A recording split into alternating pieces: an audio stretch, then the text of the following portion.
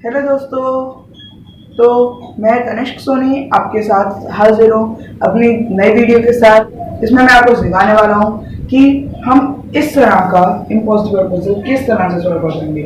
Okay, तो friends आपने जिस तरह से ये स्क्रीन पर आप देख रहे हैं, तो इस तरह से मैं आपको सिखाता हूँ। सबसे पहले हमें लाइन खींचनी है इस तरह से। ओके, ये हमें लाइन खींचनी है इस तरह से, देन हमें लाइन खींचनी है इस तरह से, देन हमें इसको ज्वाइन कर देना है। ओके, अब हमें क्या करना है, ये वाला जो पॉइंट है इस पर इस तरह से खींचना है, इसको ऊपर करना है, इसको और ऐसे करना है, इसको इस तरह से ज्वाइन करना है एंड इसको इस तरह से ज्वाइन करना है, तो इसको ऐसे कर देना है। ओके, और फ्रेंड्स बाकी का ये जो पोर्शन आपको नजर आ रहा है, इसको जल्दी से रफ कर दीजिए। तो फ्रेंड्स आप देख रहे हैं सेम टू सेम ऐसी पजल आपके सामने तैयार हो जाएगी।